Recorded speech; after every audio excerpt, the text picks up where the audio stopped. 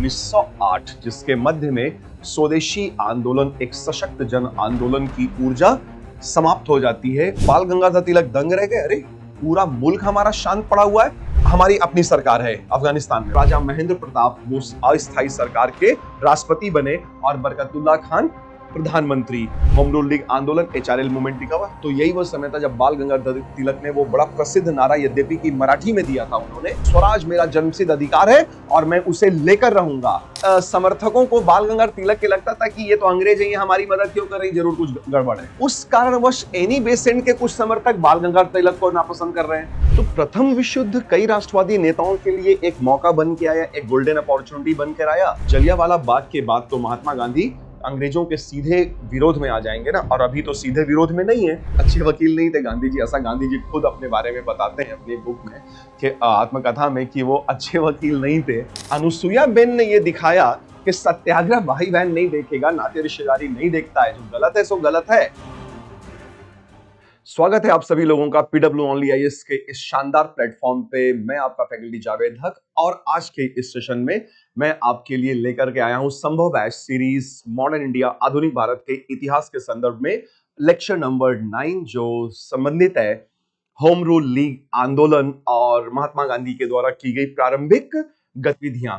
तो संभव है, बिल्कुल संभव है, इस संभव बैच के द्वारा हमारे और आपके कठिन मेहनत से कि आप एक दिन अपने मंजिल तक जरूर पहुंचेंगे और अपने सपने को साकार कर सकेंगे।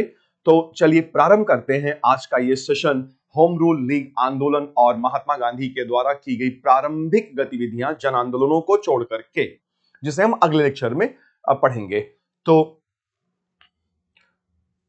आज के इस लेक्चर में हम पढ़ने जा रहे हैं, देखिए कि 1908 के मध्य तक आते आते स्वदेशी आंदोलन की ऊर्जा लगभग समाप्त हो चुकी थी, और 1908 से 1914 के मध्य का वो भारतीय राष्ट्रीय आंदोलन का जो दौर था, वो राजनीतिक रूप से एक शांत और सुषुप्त अवस्था, एक स्टेट ऑफ डॉर्मेंसी का दौर था, जहां कुछ खास राजनीतिक सुगबुगाहट नहीं दिखाई दे रही थी, सिवाय इस बात के कि कुछ युवा अब बंदूकें हाथों में लेकर के अंग्रेजों के खिलाफ संघर्ष कर रहे थे। लेकिन बड़े पैमाने पर राजनीतिक गतिविधियां शांत पड़ी हुई थी, नहीं हो रही थी। और 1908 में ही राष्ट्रीय आंदोलन के प्रखर राष्ट्रवादी नेता बाल गंगाधर तिलक को अंग्रेजों ने 8 साल की सजा दे करके बर्मा के मांडले जेल भेज दिया था। लाला लाजपत राय को देश निकाला दे करके अमेरिका भेज दिया गया था, और हरि सर्वोत्तम राव, चिदम्बरम पिल्लई और सैयद हैदर रजा को गिरफ्तार करके लोगों ने, अंग्रेजों ने जेल में डाल दिया था। लाला लाजपत राय बाहर ही थे। बिपिन चंद्र पाल और अरविंदो घोष जैसे नेताओं ने वो अपनी अपनी वजहों से सक्रिय राजनीति से संन्यास ले लिया था, और नरमपंथी तो वैसे भी सुषुप्त पड़े हुए थे 1907 के सूरत विभाजन के बाद, जब उन्होंने कांग्रेस पार्टी से सभी गर्मपंथियों को बाहर का रास्ता दिखा दिया था। तो सब कुछ शांत जैसे पड़ा हुआ था। लेकिन 1914 में जो प्रथम विश्व युद्ध फूटा, जब प्रथम विश्व युद्ध प्रारंभ हुआ, तो उस प्रथम विश्व युद्ध ने पिछले 8 साल से 6-7 साल से 8 साल से शांत पड़े राष्ट्रीय आंदोलन को जैसे एक नई हवा, एक नई ऊर्जा दे दी हो। तो अब जैसे ही प्रथम विश्व युद्ध प्रारंभ हुआ, तो उस प्रथम विश्व युद्ध को कुछ राष्ट्रवादी नेताओं ने ऐसे लिया जैसे ये भारतीय राष्ट्रीय आंदोलन को पुनर्जीवित करने का, रिवाइव करने का एक स्वर्णिम अवसर हो, एक गोल्डन अपॉर्चुनिटी हो। और इसी बीच तिलक बर्मा के मांडले जेल से 6 साल की कैद की सजा काट करके वापस भी आ चुके थे, और उन्होंने देखा कि सब कुछ शांत पड़ा है, तो क्यों ना राजनीतिक सरगर्मियां बढ़ाई जाए, राष्ट्रीय आंदोलन को एक बार फिर से पुनर्जीवित करके अच्छे से आगे बढ़ाया जाए। तो फिर वो जो प्रथम विश्व युद्ध आया, उसने एक अवसर प्रदान किया कि हम अब यहां से राष्ट्रीय आंदोलन को आगे बढ़ाएं, सिवाय एक नेतृत्वकर्ता के जो उस समय इस पक्ष में नहीं थे कि ब्रिटिश की मुसीबत हमारे लिए अवसर बन करके आई है, और उनकी अपनी सोच अलग तरीके से काम कर रही थी, वो अपने अलग रणनीति पे काम कर रहे थे। लेकिन उसी समय जो ये प्रथम विश्व युद्ध होता है, तो फिर होम रूल लीग आंदोलन प्रारंभ होता है, और प्रारंभिक राष्ट्रवादी राजनेता के द्वारा, गांधी जी के द्वारा उनकी प्रारंभिक गतिविधियां। तो हम इसमें आज पढ़ने वाले हैं होम रूल लीग आंदोलन, ठीक है, होम रूल लीग आंदोलन, इसके कारण और इसके द्वारा लाए गए परिणाम, कि क्या परिणाम आए होम रूल लीग आंदोलन। क्योंकि महात्मा गांधी के राष्ट्रव्यापी गतिविधियों के लिए जो प्लेटफॉर्म तैयार किया और कार्यकर्ताओं की एक पूरी फौज उपलब्ध कराई, वो होम रूल लीग आंदोलन ही था। और होम रूल लीग आंदोलन दो प्रमुख राजनेताओं के द्वारा प्रारंभ किया गया था, अपना अलग अलग क्षेत्र करके। और उसमें बाल गंगाधर तिलक और श्रीमती एनी बेसेंट, आयरलैंड की एक महिला श्रीमती एनी बेसेंट, जो थियोसॉफिकल सोसाइटी में भी काफी सक्रिय थी। तो होम रूल लीग आंदोलन पढ़ेंगे। और इसमें गांधी जी का 20 साल के बाद दक्षिण अफ्रीका से अपने वतन वापस लौटना और गांधी जी के द्वारा की गई प्रारंभिक गतिविधियां, इसमें हम जन आंदोलन नहीं शामिल कर रहे हैं, प्रारंभिक ही गतिविधियों को शामिल कर रहे हैं, जो क्षेत्रीय स्तर पे या तो किसानों या मजदूरों की समस्याओं का समाधान करने के लिए उन्होंने किए थे। और इसमें जो गांधी जी का भारत में पहला सत्याग्रह था, चंपारण सत्याग्रह, जिसने गांधी जी को अखिल भारतीय स्तर पे पहचान दिलाई और एम के गांधी, मोहनदास करमचंद गांधी को महात्मा गांधी के रूप में स्थापित किया। चंपारण, फिर अहमदाबाद मिल, भूख हड़ताल वहां पे किया, भूख हड़ताल व सत्याग्रह, ठीक है। और इसके अलावा प्रारंभिक गतिविधियों में एक और जो उन्होंने गुजरात के खेड़ा जिले में सत्याग्रह किया था, किसानों के मुद्दे को उठाया था। तो खेड़ा किसानों के फेवर में उन्होंने सत्याग्रह किया था। तो ये गांधी जी के प्रारंभिक गतिविधियां थी, जन आंदोलन तो नहीं थे। और सीधे तौर पे अभी अंग्रेजी राज के खिलाफ संघर्ष में भी गांधी जी नहीं उतरे थे। तो ये क्षेत्रीय स्तर पे क्षेत्रीय समस्याओं का और अलग अलग, कभी किसान अब कभी मजदूरों की समस्याओं का समाधान करने का गांधी जी ने सफलतापूर्वक प्रयास किया था। तो चलिए इन पे हम आज का अपना स्टडी आगे बढ़ाते हैं, लेकिन पहले एक महत्वपूर्ण सूचना साझा कर ली जाए।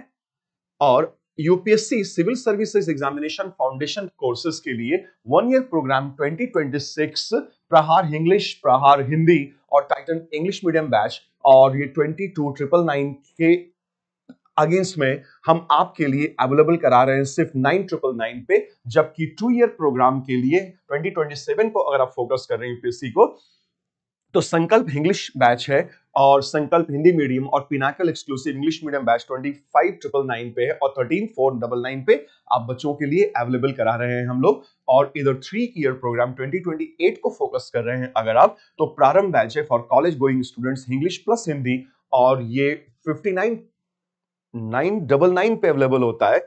और 59,999 जो 31,999 पे सिर्फ आप बच्चों के लिए उपलब्ध कराया जा रहा है पीडब्ल्यू ऑनली आईएएस की ओर से। तो चलिए हम आज का ये सेशन अपना प्रारंभ करते हैं। मिड ऑफ 1908, 1908 के मध्य तक आते आते स्वदेशी आंदोलन, जो कि एक सशक्त जन आंदोलन के रूप में उभरा था, उसकी ऊर्जा समाप्त हो चुकी थी।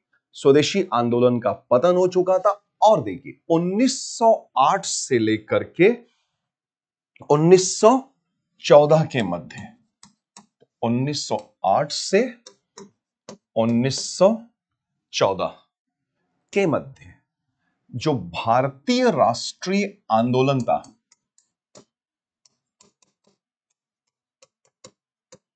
हमारा ये आंदोलन एक निष्क्रियता के दौर में प्रवेश कर चुका था, एक सुषुप्त अवस्था में जा चुका था, स्टेट ऑफ डॉर्मेंसी में प्रवेश कर चुका था, एकदम शांत हो चुका था। तो मिड ऑफ 1908 से लेकर के 1914 तक, और ये हमने 1914 क्यों लिया, क्योंकि 1914 में ही प्रथम विश्व युद्ध का प्रारंभ हुआ था। तो इसे हमने एक लैंडमार्क लिया है 1914 और एक लैंडमार्क लिया है हमने 1908, जिसके मध्य में स्वदेशी आंदोलन, एक सशक्त जन आंदोलन की ऊर्जा समाप्त हो जाती है और इस आंदोलन का पतन हो जाता है, जिसने भारतीय राष्ट्रीय आंदोलन पे अभूतपूर्व प्रभाव छोड़ा था और राष्ट्रीय आंदोलन को नरमपंथी चरण से निकाल करके गरमपंथी चरण तक लेकर के आ गया था यह आंदोलन। लेकिन यहां के बाद सब कुछ ऐसे लग रहा हो मानो सब कुछ एकदम शांत पड़ गया हो, कोई सुगबुगाहट नहीं, कोई हलचल नहीं, कुछ लग रहा था नथिंग, कुछ हो ही नहीं रहा था। तो ये स्टेट ऑफ डॉर्मेंसी जो आया, इस स्टेट ऑफ डॉर्मेंसी के अगर हम कारण ढूंढते हैं तो हमें कारण समझ में आने लगते हैं। अब देखिए हुआ क्या कि एक कारण यह था कि 1908 में तो बाल गंगाधर तिलक के साथ अन्याय हुआ था।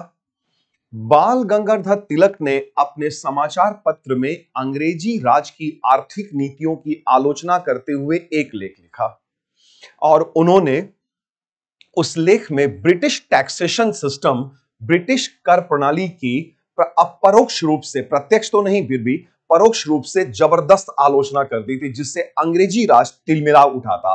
और उन्होंने क्या किया था कि बाल गंगाधर तिलक पे मुकदमा ठोक दिया था, मुकदमा कर दिया था। और उस मुकदमे में 1908 में जो अदालत थी जस्टिस डावर की अदालत में जो तिलक पर मुकदमा चला था, तो बाल गंगाधर तिलक को दोषी करार दिया गया। ठीक है, दोषी करार दिया गया और उन्हें 6 वर्ष रिगरस इंप्रिजनमेंट, सश्रम कारावास, 6 years ऑफ रिगरस इंप्रिजनमेंट दिया गया। 6 वर्ष सश्रम कारावास की सजा सुना दी गई। ठीक है, तो बाल गंगाधर तिलक ने भी बोला कि तो क्या हुआ कि जेल जा रहा हूं, यहां अंग्रेजों ने तो पूरे देश को ही जेल बना दिया है, तो जब पूरा देश ही जेल बना हुआ है तो ये तो ऐसी बात हो गई कि एक बड़े जेल से निकल करके एक छोटे जेल में जाना। तो तिलक बहुत ही बिंदास, बहुत ही शानदार नेतृत्व करता राष्ट्रीय आंदोलन में हुए। तो खौफ नाम की कोई चीज नहीं, डर नाम की कोई चीज नहीं थी, और 6 वर्ष रिगरस इंप्रिजनमेंट की सजा सुनाई गई और सजा देकर तिलक को देश से हटा दिया गया। तो तिलक को बर्मा भेज दिया गया, बर्मा के मांडले जेल में भेज दिया गया। तिलक को बर्मा के मांडले जेल में पहुंचा दिया गया। तो एक बड़े नेता, सशक्त नेता को ब्रिटिश भारत से हटा दिया गया।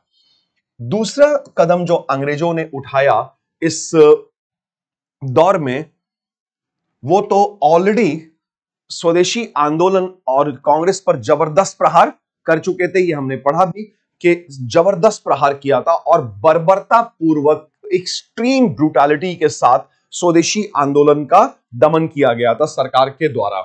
और इधर क्या हुआ कि एक अन्य प्रखर राष्ट्रवादी नेता जो दार्शनिक थे मूल रूप से, अरविंदो घोष, वो स्वदेशी आंदोलन के दौरान अपने दार्शनिक अध्ययन को छोड़ करके राष्ट्रीय आंदोलन में, स्वदेशी आंदोलन में अपनी भागीदारी को सुनिश्चित करने के लिए आए थे।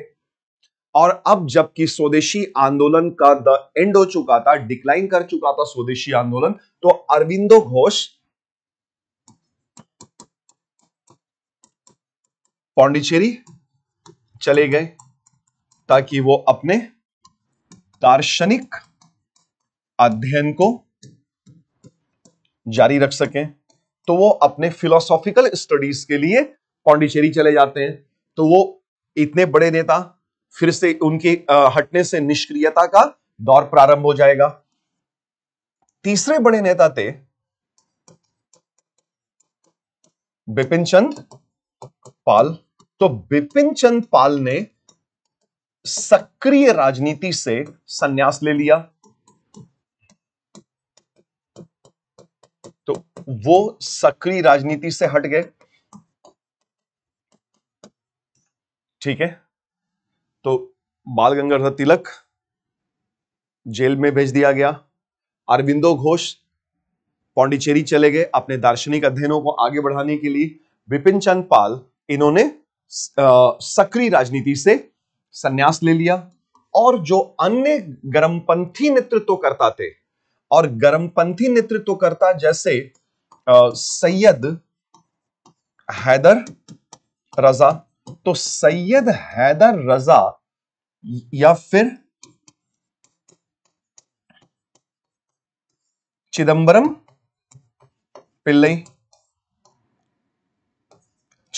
पिल्लई और आंध्र के नेता हरि सर्वोत्तम राव, इन लोगों को सरकार ने गिरफ्तार कर लिया था और गिरफ्तार कर जेल में डाल दिया, सलाखों के पीछे डाल दिया गया। तो जितने गर्मपंथी नेतृत्व करता थे वो या तो हट गए या तो सरकार ने उन्हें हटा दिया। तो इस कारणवश भी राष्ट्रीय आंदोलन हमारा सुषुप्त अवस्था में, एक निष्क्रिय अवस्था में चला गया। और इसके अलावा देखिए, अब नरमपंथी लोग तो वैसे भी निष्क्रिय ही रहते थे। तो नरमपंथी साल के कुछ ही दिन सक्रिय भी होते थे, जब वो या तो कांग्रेस पार्टी का वार्षिक अधिवेशन बुलाते थे या फिर वो कांग्रेस पार्टी का कोई विशेष अधिवेशन बुलाते थे, तब वो सक्रिय होते थे। नहीं तो फिर वो अपने अपने काम धंधे में लगे रहते थे। So they were not full time politicians, वो पूर्णकालिक पॉलिटिशियंस राजनेता नहीं थे, वो अंशकालिक राजनेता थे। और गर्मपंथी पूर्णकालिक राजनेता थे, लेकिन ये तो या तो हट गए या तो इन्हें हटा दिया गया। तो नरमपंथी निष्क्रिय पड़े हैं। कांग्रेस पार्टी विभाजित हो चुकी थी, 1907 का सूरत विभाजन, ठीक है ना। तो नरमपंथी निष्क्रिय और गर्मपंथी निष्क्रिय किसी ना किसी तरीके से। तो अब इस दौर में 1908 से 1914 के इस दरमियान संपूर्ण भारतीय राष्ट्रीय आंदोलन एक निष्क्रियता के दौर में प्रवेश कर चुका था। तिलक 1908 में मांडले जेल भेज दिए गए। अब यहां तिलक को 6 वर्ष की, देखिए 6 वर्ष की सजा हुई। और तिलक जब गए 1908 में बर्मा के मांडले जेल हटाया गया, उन्हें भेजा गया, तो सारा देश उद्वेलित था। तो यहां पर हमें यह दिखाई दे रहा है कि हमारा संपूर्ण राष्ट्र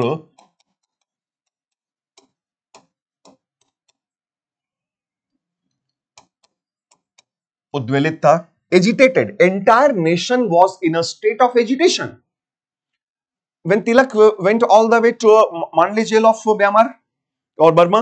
सारा देश उद्वेलित था, हिला हुआ था सशक्त तरीके से। लेकिन 6 साल की सजा पूरी करने के बाद जब बाल गंगाधर तिलक वापस अपने मुल्क लौटते हैं, अपने वतन लौटते हैं 1914 में, तो जब तिलक वापस आए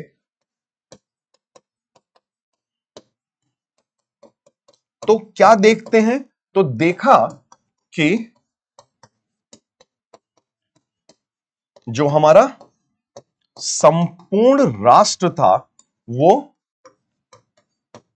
सुषुप्तावस्था में चला गया था, मतलब निष्क्रिय पड़ा हुआ था। यहां उद्वेलित था, यहां पे निष्क्रिय था। तो तिलक, बाल गंगाधर तिलक दंग रह गए, अरे पूरा मुल्क हमारा शांत पड़ा हुआ है। और सोचिए कि 6 साल की सजा काट कर आए और आते ही जब उन्होंने देखा कि पूरा मुल्क हमारा निष्क्रिय पड़ा हुआ है, तो उन्होंने राजनीतिक गतिविधियां, राजनीतिक सरगर्मियां बढ़ा दिया, टेम्परेचर बढ़ा दिया। और तब तक प्रथम विश्व युद्ध छिड़ गया। अब जब प्रथम विश्व युद्ध छिड़ा, तो प्रथम विश्व युद्ध जिसमें 2 पक्ष लड़ रहे थे, ठीक है। एक गुट में मूल रूप से जर्मनी, ऑस्ट्रिया, मूल रूप से ये जर्मनी, ऑस्ट्रिया और उस्मानिया सल्तनत, ओटोमन, ये थे। और दूसरे पक्ष में जो लोग थे उसमें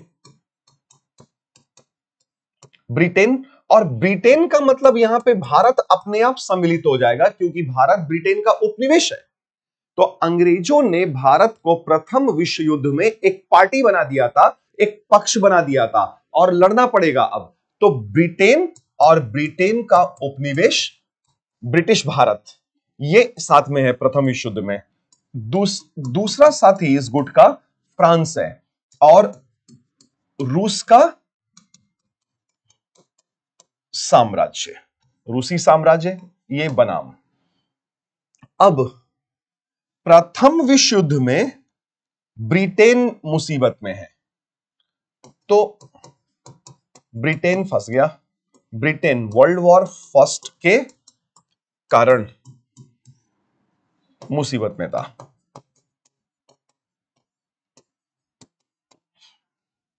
और इसी वजह से ब्रिटेन की मुसीबत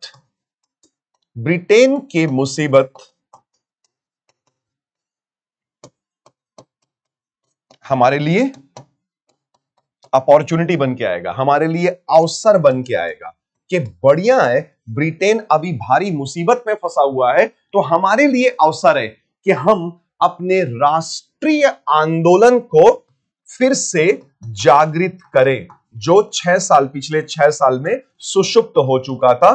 तो राष्ट्रीय आंदोलन को जागृत करना, फिर से जगाने का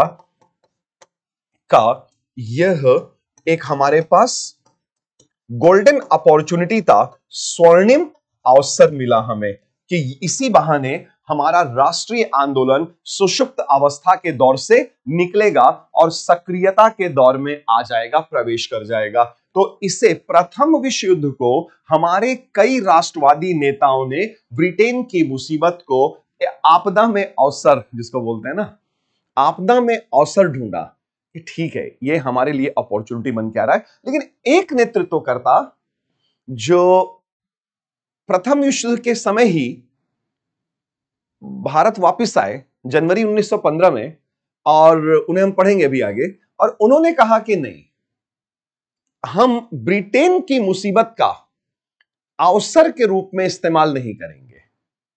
तो वो थोड़ा अलग तरीके से सोच रहे हैं, और बाकी नेतृत्वकर्ता अलग तरीके से सोच रहे हैं। सब अपनी अपनी जगह पे सोच रहे हैं, ठीक है, टेंशन करने का नहीं है, चिंता करने का नहीं है। हो गया।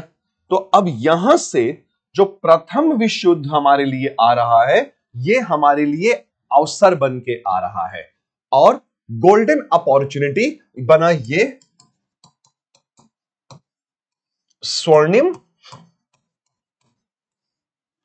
अवसर। विश्व युद्ध प्रथम,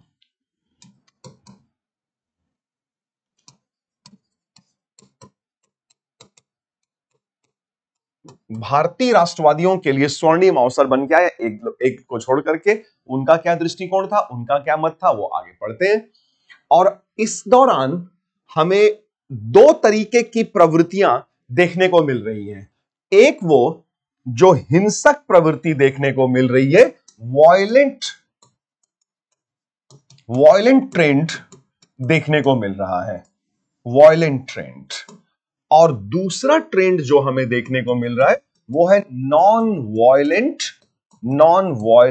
ट्रेंड, अहिंसक प्रवृत्ति। हिंसक प्रवृत्ति अर्थात हिंसात्मक गतिविधियों के माध्यम से क्या देश को आजाद कराया जा सकता है, अंग्रेजी राज को उखाड़ के फेंका जा सकता है, इस प्लान के तहत, इस प्लान पर विचार किया जा रहा था। और उधर उत्तरी अमेरिका महाद्वीप का वेस्टर्न कोस्ट, पश्चिमी तट पर जो प्रवासी भारतीय थे, जो इधर पंजाब से विशेष तौर पे अपने जमीन जायदाद बेच करके, जो कुछ उनके पास था थोड़ा बहुत, वो बेच बाच करके बेटर अपॉर्चुनिटीज ऑफ लाइफ के लिए, जीवन के अच्छे अवसर उपलब्ध हो जाएंगे संभवतः कनाडा और संयुक्त राज्य अमेरिका जाने से, प्रवासी होकर जाने से, कि शायद वहां जिंदगी के बेहतर अवसर मिल जाएंगे। तो यहां पंजाब में कई लोगों ने अपने घर द्वार बेच दिए थे, जमीन जायदाद बेच दिए थे, और वो उत्तरी अमेरिका महाद्वीप के पश्चिमी तट की ओर संयुक्त राज्य अमेरिका और कनाडा जाकर के कनाडा जाकर के सेटल कर गए थे। और वहां पे उन्होंने, जब वो वहां रह रहे हैं तो उन्होंने वहां पर एक प्रथम विश्व युद्ध की पृष्ठभूमि में ही एक प्लान बनाया, एक आंदोलन, एक हिंसात्मक गतिविधि वाला प्लान बनाया कि ऐसा करते हैं, भारत चलते हैं, अपने मुल्क चलते हैं, और पंजाब में स्थितियां विस्फोटक हो रही हैं, तो पंजाब के लोगों की सहायता से हम अंग्रेजी राज को उखाड़ के फेंक देंगे और अपने अपने मुल्क को आजाद करा लेंगे, भले ही इसमें हिंसा ही हो जाए तो भी चलेगा। तो वो उसका आंदोलन, उस आंदोलन का जो प्लानिंग नेतृत्व बनाया, नेतृत्व करता थे, वो लाला हरदयाल थे, मुख्य रूप से लाला हरदयाल। तो लाला हरदयाल एक राजनीतिक निर्वासित व्यक्ति थे जिनको ब्रिटिश भारत से निर्वासित कर दिया था अंग्रेजी सरकार ने। वो कैलिफोर्निया, संयुक्त राज्य अमेरिका के कैलिफोर्निया चले गए और काफी पढ़े लिखे व्यक्ति थे, तो उन्होंने वहां पे कुछ समय तक स्टैनफोर्ड यूनिवर्सिटी में पढ़ाने का भी काम किया। इधर 1912 में क्या हुआ कि रास बिहारी बोस और सचिन नाथ सान्याल ने वाइसरॉय हार्डिंग को मारने का अटेम्प्ट ले लिया। यद्यपि कि ये अटेम्प्ट असफल रहा था, लेकिन लाला हरदयाल के अंदर का जो राष्ट्रीय भाव था, वो क्रांतिकारी था अंदर में, वो जगह, और उन्होंने वहां राजनीतिक सरगर्मियां बढ़ाई, राजनीतिक गतिविधियां बढ़ा दी, और एक न्यूज़पेपर, साप्ताहिक न्यूज़पेपर गदर के द्वारा लेख लिख करके वहां पे लोगों को लामबंद किया जाने लगा, इकट्ठा किया जाने लगा। प्लान ये था कि चलते हैं अपने मुल्क, कनाडा और संयुक्त राज्य अमेरिका से वहां चल करके पंजाबी लोगों की सहायता से अंग्रेजी राज को उखाड़ के फेंक दिया जाएगा। हालांकि वो बहुत ज्यादा सोच रहे थे, लेकिन कम से कम सोच तो रहे थे, हाथ पे हाथ धरे बैठे तो नहीं थे ना। और उस आंदोलन को, चूंकि वो गदर न्यूज़पेपर के आसपास संकेंद्रित ज्यादा था, वीकली न्यूज़पेपर, तो उस आंदोलन को गदर कहा गया, गदर आंदोलन। और गदर का मतलब ही होता है बड़े पैमाने पर विद्रोह। गदर, जैसे 1857 के महाविद्रोह को उर्दू में गदर कहते हैं, 1857 का गदर। और दूसरा केंद्र हिंसात्मक प्रवृत्ति का जो उभरा, वो अफगानिस्तान में उभरा, और वहां पर राजा महेंद्र प्रताप थे और उनके साथ बरकतुल्ला खान थे। इन लोगों ने और कुछ अन्य भारतीयों ने मिलकर के वहां पे प्रतीकात्मक रूप से एक अस्थाई या प्रोविजनल गवर्नमेंट ऑफ इंडिया का गठन किया था, अस्थाई सरकार का गठन किया था, या अंतरिम सरकार भी आप उसे कह सकते हैं। और उसको प्रतीकात्मक होता है कि हमारी अपनी सरकार है अफगानिस्तान में, भले ही हम भारत में नहीं है, अफगानिस्तान में, लेकिन हम यहीं से अपनी सरकार गठित किए हुए हैं। और एक दिन तो आएगा जब हम अपनी सरकार बनाएंगे, अंग्रेजी राज को उखाड़ के फेंक देंगे देश से। तो राजा महेंद्र प्रताप थे और बरकतुल्ला खान और अन्य इनके साथी, तो इन लोगों ने वहां पे भारत की अस्थाई सरकार का गठन किया था, और राजा महेंद्र प्रताप वो अस्थाई सरकार के राष्ट्रपति बने और बरकतुल्ला खान प्रधानमंत्री। ना कोई सरकार है, ना राष्ट्रपति है, ना प्रधानमंत्री है, प्रतीकात्मक है, लेकिन महत्वपूर्ण बात यह है कि है मुल्क के लिए किया जा रहा था, यह अति महत्वपूर्ण बात होती है। और दूसरी तरफ हम क्या देखते हैं कि अहिंसात्मक प्रवृत्ति भी प्रथम विश्व युद्ध के बहाने से प्रारंभ हो रही है। और वैसे भी 1914 में जब बाल गंगाधर तिलक मांडले जेल से लौटे, तो उन्होंने राजनीतिक सरगर्मियां बढ़ा दिया था, हवा दे दिया था, और कांग्रेस पार्टी पे दबाव बढ़ा दिया था कि वो गरमपंथी नेताओं को फिर से कांग्रेस पार्टी में वापस ले। जब उन्होंने 1907 के सूरत विभाजन के समय कांग्रेस पार्टी के नरमपंथी नेताओं ने सभी गरमपंथी राजनेताओं को कांग्रेस पार्टी से बाहर का रास्ता दिखा दिया था, तो तिलक अब 1914 में जब आप लौट रहे हैं, तो वो कह रहे हैं कि देखिए, अब नरमपंथियों और गरमपंथियों के बीच में भरत मिलाप आवश्यक है, अब बिछड़े हुए भाई मिलने चाहिए, तो कृपया गरमपंथियों को कांग्रेस में एक बार पुनः शामिल कर ले। लेकिन नरमपंथी अड़े हुए थे और उन्होंने कहा कि नहीं, हम शामिल नहीं करेंगे अभी। तो 1914 और 1915 में भी नरमपंथियों ने गरमपंथी नेताओं को कांग्रेस में शामिल नहीं किया। अंततः 1916 में जब कांग्रेस का वार्षिक अधिवेशन लखनऊ में हुआ, तब जाकर के भरत मिलाप हुआ, और तब जाके नरमपंथी राष्ट्रीय नेताओं ने गरमपंथी नेताओं को कांग्रेस में वापस एडमिट किया, रीएडमिट किया, मतलब वापस प्रवेश दिया उनको। ठीक है, तो जो अहिंसात्मक प्रवृत्ति उभरी, वो एक आंदोलन के रूप में आई, और उस आंदोलन को नाम दिया गया होम रूल लीग आंदोलन। और होम रूल लीग आंदोलन में ये देखने को मिला कि इसमें बाल गंगाधर तिलक को आयरलैंड की एक स्त्री, एक महिला, श्रीमती एनी बेसेंट, जो थियोसॉफिकल सोसाइटी में बड़ी सक्रिय थी, उनका साथ मिला। और श्रीमती एनी बेसेंट ने सुझाया कि ऐसा किया जाए कि ब्रिटिश भारत के लिए स्वराज की मांग की जाए, होम रूल की मांग की जाए। किस प्रकार का होम रूल? जैसे कि अंग्रेजों ने श्वेत उपनिवेशों को दे रखा है, व्हाइट कॉलोनीज को दे रखा है, तो ब्रिटिशर्स ने क्या किया था कि उन्होंने उपनिवेशों को भी दो भागों में बांट रखा था। उपनिवेश भी दो कर रखे थे कैटेगरी के।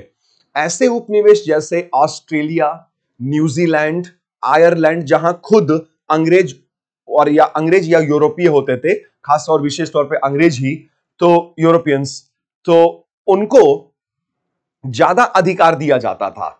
और एशिया के, अफ्रीका के अंग्रेजी उपनिवेशों को, जिनको ब्लैक कॉलोनीज कहा जाता था, उनको बहुत कम अधिकार मिलता था।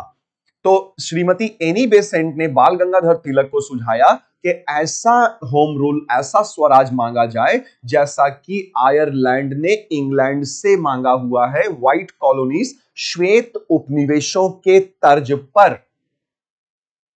बाल गंगाधर तिलक को यह बात बहुत अच्छी लगी। क्या ये तो बहुत ही अच्छा सुझाव है, चलिए हम होम रूल लीग आंदोलन प्रारंभ करेंगे। तो अब होम रूल लीग आंदोलन प्रारंभ करने की पृष्ठभूमि बनी अहिंसात्मक प्रवृत्ति। और यह प्रथम विश्व युद्ध का माहौल इसलिए भी बड़ा महत्वपूर्ण हो जाता है कि 1916 में कांग्रेस पार्टी का वार्षिक अधिवेशन जो होता है, वो वार्षिक अधिवेशन लखनऊ में होता है और उसके अध्यक्ष बनते हैं अंबिका चरण मजूमदार, एसी मजूमदार। और वहां पे दो बड़े महत्वपूर्ण निर्णय लिए गए, और वो निर्णय ये थे कि कांग्रेस पार्टी और ऑल इंडिया मुस्लिम लीग के बीच में एक समझौता हुआ, यद्यपि कि उस समझौते में मोहम्मद अली जिन्ना ने भूमिका निभाई कि समझौता हो जाए। ठीक है, तो अब देखिए इसमें क्या समझौता हुआ कि मुस्लिम लीग कांग्रेस पार्टी के साथ मिल करके, मुस्लिम लीग कांग्रेस पार्टी के साथ मिल करके स्वराज की मांग को उठाएगी। एक प्लेटफॉर्म पर कांग्रेस और मुस्लिम लीग स्वराज की मांग को उठाएंगे। तो मुस्लिम लीग ने बोला कि मुस्लिम लीग को क्या फायदा होगा, तो कांग्रेस ने एक भारी गलती कर दी। यहां पर कांग्रेस ने इस चक्कर में कि मुस्लिम लीग को अपने साथ, अपने प्लेटफॉर्म पे रखो और अंग्रेजों की हाथ की कठपुतली ना बनने दिया जाए, तो कांग्रेस पार्टी ने एक ब्लंडर कर दिया। और कांग्रेस पार्टी ने कहा कि देखिए 1909 के भारत परिषद अधिनियम के प्रावधान के तहत जो मुसलमानों को पृथक निर्वाचन प्रणाली मिला हुआ है, सेपरेट इलेक्टोरेट प्रोविजन मिला हुआ है, उसे कांग्रेस पार्टी स्वीकार करती है। और देखिए पलट गई कांग्रेस पार्टी, रुख पलट गया कांग्रेस पार्टी का। 1909 में जब भारत परिषद अधिनियम के प्रावधानों के तहत भारत के मुसलमानों को पृथक निर्वाचन प्रणाली दिया गया था, अर्थात प्रांतीय विधानसभाओं में और केंद्रीय धारा सभा, केंद्रीय विधानसभा में जब मुसलमानों के लिए सीटें आरक्षित करने का प्रावधान आया और उन आरक्षित या सुरक्षित सीटों पर जो वोटर्स होंगे वो वोटर्स भी सिर्फ और सिर्फ मुसलमान होंगे, तो उस समय 1909 में कांग्रेस पार्टी ने इसका जबरदस्त विरोध कर दिया था। और एकदम सही था, एकदम सही था अपनी जगह पे कांग्रेस पार्टी का विरोध। लेकिन वही कांग्रेस पार्टी 1916 में मुस्लिम लीग के चक्कर में आकर के ये कह रही है कि हाँ ठीक है, जो मुसलमानों को 1909 में पृथक निर्वाचन प्रणाली मिला था, जिसे हमने उस वक्त विरोध किया था, अब हम स्वीकार करते हैं। तो कांग्रेस पार्टी ने मुसलमानों के पृथक निर्वाचन प्रणाली को, जो मुसलमानों को 1909 में मिला था, उसे 1916 में लखनऊ में अधिवेशन में स्वीकार कर लिया। और बहुत बड़ी गलती कर दी, क्योंकि फिर अन्य भी तो लोग हैं जो मांग करेंगे, डिप्रेस क्लासेस हैं, दमित वर्ग है, वो मांग रख देगा, अन्य धार्मिक समुदाय हैं, अल्पसंख्यक समुदाय, वो मांग रख देंगे कि हमें भी पृथक निर्वाचन फिर दिया जाए। जब मुसलमानों को दे रखा है तो अन्य समुदायों को भी मिलना चाहिए, जायज मांग हो जाएगी फिर तो। ठीक है, तो लीग को तो बढ़िया फायदा हो गया, इससे कांग्रेस को बड़ा लॉस हो गया।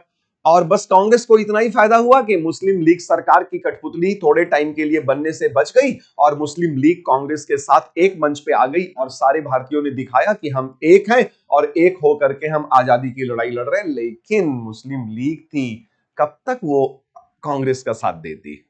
और लीग को तो फायदा मिल ही गया था। तो लीग ने कांग्रेस का इस्तेमाल कर लिया और लीग ने यह कहना शुरू कर दिया मुसलमानों के बीच कि देखिए, मुस्लिम लीग मुसलमानों का प्रतिनिधित्व करने वाला एक राजनीतिक दल है और जो कांग्रेस पार्टी है ना, ये वास्तव में हिंदुओं का प्रतिनिधित्व करने वाली एक राजनीतिक पार्टी है। देखिए, कांग्रेस को इससे काफी लॉस हुआ, राष्ट्रीय आंदोलन को भी दीर्घ काल में लॉस हुआ, बस इस चक्कर में कि मुस्लिम लीग कांग्रेस के साथ आकर के स्वराज की मांग को उठाएगी तो अंग्रेजों को लगेगा कि भारतीय लोग एक हैं।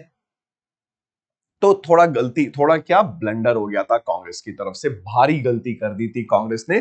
कांग्रेस को नहीं एक्सेप्ट करना था मुसलमानों को दिया गया पृथक निर्वाचन प्रणाली, लेकिन कांग्रेस ने गलती कर दी थी, एक्सेप्ट कर लिया था और इसका सीधा बेनिफिट मिलेगा मुस्लिम ऑल इंडिया मुस्लिम लीग को। तो प्रथम विश्व युद्ध भारतीयों के लिए एक स्वर्णिम अवसर बन के आया कि 1908 से 1914 के बीच में, उस दरमियान जो राष्ट्रीय आंदोलन शांत पड़ चुका था, सुषुप्त पड़ चुका था, उसको एक बार फिर से रिवाइव कर दिया जाए, उसका रिवाइवल, उसका पुनरुत्थान कर दिया जाए। और हमें ये ट्रेंड देखने को मिल रहे हैं, वायलेंट और नॉन वायलेंट ट्रेंड, और इसमें खास तौर पे होम रूल लीग आंदोलन, जिसमें विस्तृत चर्चा करना अति आवश्यक है। ठीक है, तो अब देखिए, हमने जैसे पढ़ा कि home rule league movement, home rule league आंदोलन, एचआरएल मूवमेंट लिखा हुआ, home rule league movement, home rule league आंदोलन। और यही वो समय था जब बाल गंगाधर तिलक ने होम रूल लीग आंदोलन किया था ना, तो यही वो समय था जब बाल गंगाधर तिलक ने वो बड़ा प्रसिद्ध नारा, यद्यपि कि मराठी में दिया था उन्होंने, लेकिन हम उसको इंग्लिश या हिंदी में ट्रांसलेट कर लेते हैं, अनुवाद कर लेते हैं, फिर स्वराज मेरा जन्मसिद्ध अधिकार है और मैं उसे लेकर रहूंगा, स्वराज माझी हक आहे, ऐसा कुछ है मराठी में, मुझे ठीक से याद नहीं है, मराठी नहीं आती है, लेकिन कोशिश की जा सकती है, क्या ना। तो जून 1914 में तिलक को 6 साल के कठोर कारावास के बाद जेल से रिहा किया गया था, जिसमें से अधिकांश समय उन्होंने बर्मा के मांडले जेल में बिताया था। और वह भारत एकदम अलग था जब तिलक गए थे, और वह भारत एकदम अलग था जब 1914 में तिलक वापस आए थे। तो जब तिलक 1908 में गए थे मांडले जेल, तो भारत उद्वेलित था, पूरा भारत, हिंदुस्तान, खासतौर पे बंगाल और उसके आसपास के क्षेत्र काफी उद्वेलित थे। और जब भारत वापस लौटे तिलक, तो देखा सब कुछ एकदम शांत पड़ा हुआ था। इसी बीच अरविंदो घोष ने पौंडीचेरी में संन्यास ले लिया था, पौंडीचेरी चले गए थे, लाला लाजपत राय को देश निकाला दे दिया था अंग्रेजी सरकार ने, बर्तानिया, भारत की बर्तानिया सरकार ने, और उनको अमेरिका भेज दिया था पॉलिटिकल एग्जाइल, पॉलिटिकल अजाइलम पे, राजनीतिक निर्वासन के तौर पे संयुक्त राज्य अमेरिका। तो लाला लाजपत राय अमेरिका में, बिपिन चंद्र पाल ने सक्रिय राजनीति से संन्यास ले लिया था। कांग्रेस को 1907 में जो सूरत में विभाजन हुआ था, वो झटका जो कांग्रेस पार्टी को लगा था, कांग्रेस पार्टी उस झटके से अभी तक उबर ही नहीं पाई थी, और विशेष तौर पे नरमपंथी नहीं उबर पा रहे थे। थोड़ा वहां पे जो लड़ाई झगड़ा हो गया था आपस में, उसकी नाराजगी नरमपंथियों को बड़े साल तक रही। ठीक है, तो 1909 के संवैधानिक सुधार, यानी कि भारत परिषद अधिनियम, जिसे मॉर्ले मिंटो रिफॉर्म्स भी बोला जाता है, उससे उदारवादी लोग भी बड़े नाराज हुए कि यह सरकार ने तो बड़ा वादा किया था कि ये संवैधानिक रियायत देंगे, वो संवैधानिक रियायत देंगे, लेकिन नरमपंथी सरकार से थोड़े नाराज हो गए कि ये तो कुछ सरकार ने दिया ही नहीं खास। और उधर 1914 में बाल गंगाधर तिलक को उम्मीद थी कि कांग्रेस के वार्षिक अधिवेशन में नरमपंथी नेता गरमपंथियों को वापस ले तो लेंगे ही, लेकिन वापस नहीं लिया 1914 में, ना 1915 में। अंततः 1916 के आखिर में जब लखनऊ अधिवेशन हुआ, वार्षिक अधिवेशन, तब जाकर के नरमपंथियों ने बोला कि अच्छा ठीक है, अब गरमपंथी आ जाइए वापस, क्योंकि नरमपंथियों को भी समझ में आ गया था इस बीच कि बिना गरमपंथियों के उनका जनता पे कुछ प्रभाव है नहीं। और गरमपंथियों को यह समझ में आ गया था कि नरमपंथी उन्हें सरकार के दमन चक्र से बचा करके रखते थे, वो प्रोटेक्टिव अम्ब्रेला की तरह काम करते थे, वो शील्ड बन जाते थे, ढाल बन जाते थे गरमपंथियों के लिए, नरमपंथी। और वो अंग्रेजों के सामने भले हाथ पैर जोड़ना पड़ता था, हाथ पैर जोड़ करके गर्मपंथियों को बचा करके रखते थे। तो दोनों गुटों को, दोनों पक्षों को एक दूसरे की जब आवश्यकता महसूस हुई ना, तब जाकर के फिर 1916 लखनऊ वार्षिक अधिवेशन में दोनों गुट वापस मिलते हैं और अंततः भारत मिलाप हो जाता है। अब होम रूल लीग आंदोलन जो बना और जो चला 1916 में, अप्रैल में और सितंबर में। अब तिलक ने जो होम रूल लीग आंदोलन का गठन किया वो अप्रैल 1916 में किया और पुणे में तिलक ने अपने होम रूल लीग आंदोलन का मुख्यालय बनाया। पुणे में अध्यक्ष बने जोसेफ बैप्टिस्टा और सेक्रेटरी बने एनसी केलकर। तिलक ने क्षेत्र चुना गतिविधियों के लिए महाराष्ट्र, बॉम्बे को छोड़ करके। क्यों? क्योंकि शहरी क्षेत्र में श्रीमती एनी बेसेंट का होम रूल लीग आंदोलन चल रहा था, तो बॉम्बे छोड़ना पड़ा तिलक को। कोई दिक्कत नहीं, पूरे महाराष्ट्र में तो है। और कर्नाटका, एमपी, छत्तीसगढ़, मध्य प्रांत कहते थे, सेंट्रल प्रोविंस और बरार, इतने क्षेत्रों में बाल गंगाधर तिलक के द्वारा होम रूल लीग आंदोलन का नेतृत्व किया जा रहा था। और उसके अलावा जो बचा क्षेत्र, शेष भारत और बॉम्बे शहर, वहां श्रीमती एनी बेसेंट का होम रूल लीग काम करेगा।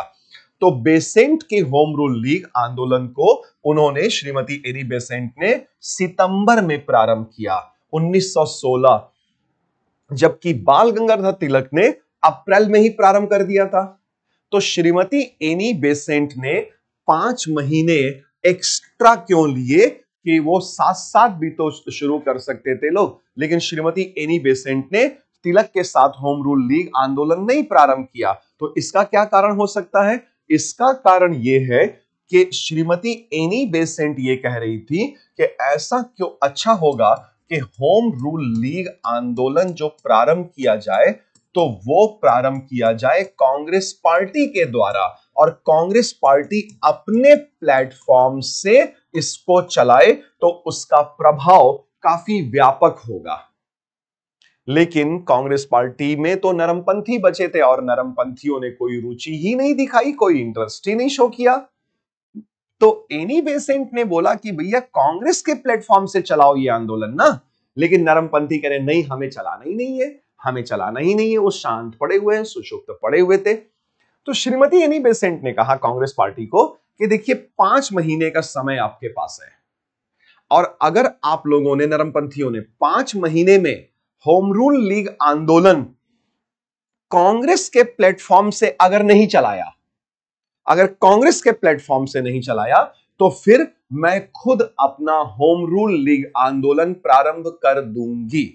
तो उन्होंने कांग्रेस पार्टी को 5 अतिरिक्त महीने दिए अप्रैल के बाद कि कांग्रेस पार्टी प्रारंभ करे होम रूल लीग आंदोलन, और जब यदि कांग्रेस पार्टी प्रारंभ नहीं करेगी तब जाकर के श्रीमती एनी बेसेंट अपना होम रूल लीग वर्जन शुरू कर देंगे। और 5 महीने बीत गए, कांग्रेस पार्टी में कोई सुगबुगाहट नहीं। श्रीमती एनी बेसेंट को लगा रे कांग्रेस ने तो रुचि नहीं दिखाई, तब जाके उन्होंने 5 महीने के बाद सितंबर के महीने में अपना होम रूल लीग आंदोलन प्रारंभ किया। ठीक है, तो फिर एक सवाल और यहां पे देखिए, अध्यक्ष खैर बने जॉर्ज अरुंडेल, क्षेत्र बॉम्बे और शेष भारत, और पेपर्स, न्यूज़पेपर, समाचार पत्र वो थे न्यू इंडिया और कॉमनवेल्थ। ध्यान रखिएगा, यंग इंडिया नहीं, यंग इंडिया में महात्मा गांधी लेख लिखा करते थे, ये न्यू इंडिया और कॉमनवेल्थ है। और यहां पे तिलक के होम रूल लीग आंदोलन के मुखपत्र हैं, जो समाचार पत्र हैं वो मराठा, ठीक है ना, मराठा, यहां पे थोड़ा ध्यान दीजिएगा,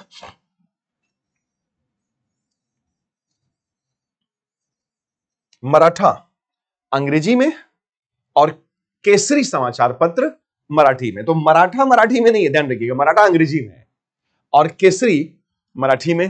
तो ये शुरू हो गया। अब फिर यहां एक सवाल बच जाता है, वो सवाल ये है कि दोनों नेताओं ने होम रूल लीग आंदोलन एक साथ क्यों नहीं प्रारंभ किया?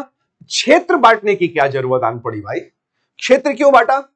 तो उसका जवाब यह है कि तिलक के कुछ समर्थक एनी बेसेंट को पसंद नहीं करते थे, यद्यपि कि एनी बेसेंट आयरलैंड की थी, इंग्लैंड की नहीं थी, और आयरलैंड इंग्लैंड नहीं। लेकिन कई समर्थकों को बाल गंगाधर तिलक के लगता था कि ये तो अंग्रेज है, ये हमारी मदद क्यों कर रही, जरूर कुछ गड़बड़ है। ऐसा था नहीं। तो तिलक के कई समर्थक श्रीमती एनी बेसेंट को शक की निगाहों से देखते थे। अब उस कारणवश एनी बेसेंट के कुछ समर्थक बाल गंगाधर तिलक को नापसंद कर रहे हैं।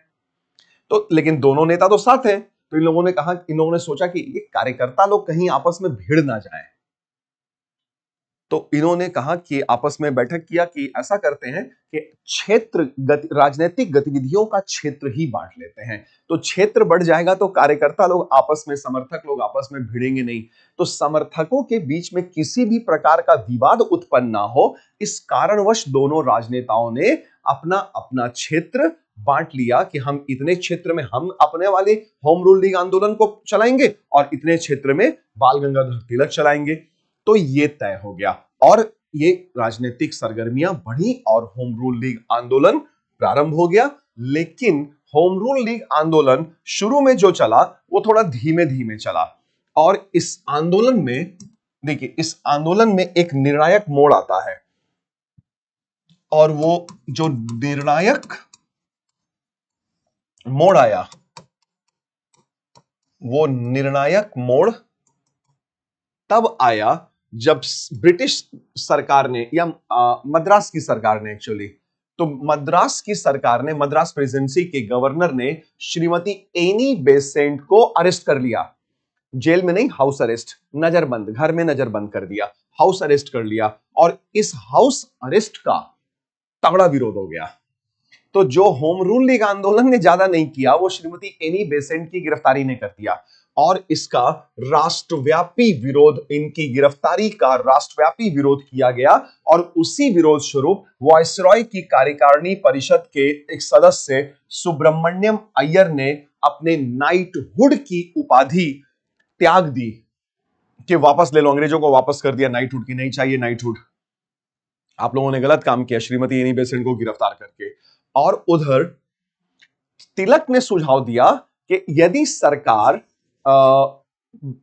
एनी बेसेंट और उनके लोगों को, कार्यकर्ताओं को रिहा नहीं करती है तो हम, ये उन्होंने अब जुलाई 1917 में सुझाव दिया था कि अगर सरकार ने नहीं रिहाई की तो हम लोग नागरिक अवज्ञा आंदोलन करेंगे, सिविल डिसोबीडियंस मूवमेंट करेंगे।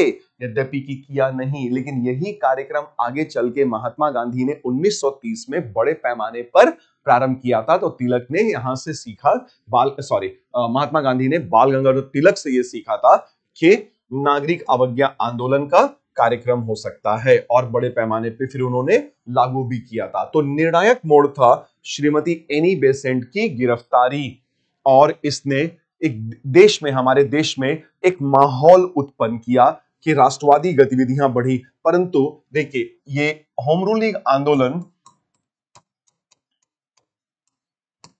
होम रूल लीग